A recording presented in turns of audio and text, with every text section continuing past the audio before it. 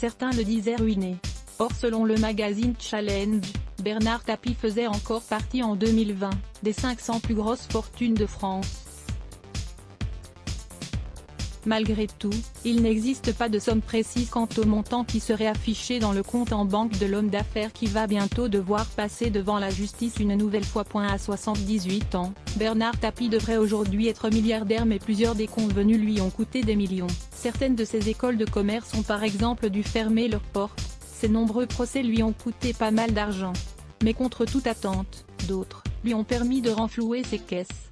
On se souvient qu'en 2008, il a obtenu 404 millions de dédommagement, lui qui a ensuite été placé en faillite. Cette vie pleine de paradoxes, et de hauts et de bas font qu'il est difficile d'estimer sa fortune actuelle. C'est aujourd'hui la vente de la société Adidas en 1992 qui fait encore débat et qui lui vaut un retour devant le juge. Si je devais refaire ma vie, je ne changerais rien. Il n'y a rien que je ne referais pas, y compris la politique.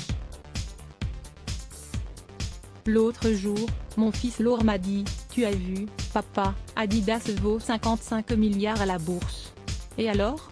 Lui ai-je répondu. Et lui d'enchaîner, « Quand même. » Eh bien, non, tu vois, Laurent, je revendrai quand même Adidas pour devenir ministre de la ville. Même si ça n'a pas duré longtemps, a-t-il confié dans Le Point. À l'époque, Bernard Tapie avait vendu l'entreprise pour 2,085 milliards de francs, soit environ 450 millions d'euros avec l'inflation aujourd'hui.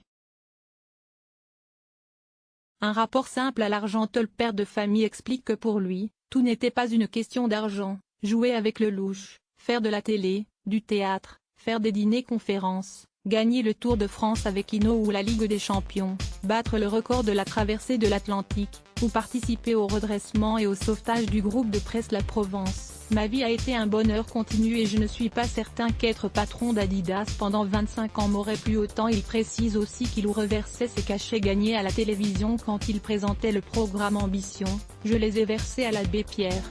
Je ne me suis jamais versé de salaire ni de dividendes dans aucune des sociétés que j'ai possédées. Je me suis rémunéré avec la plus-value à la revente, ajoute-t-il.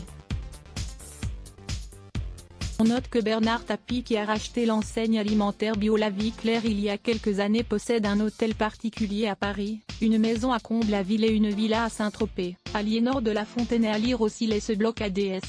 Why ?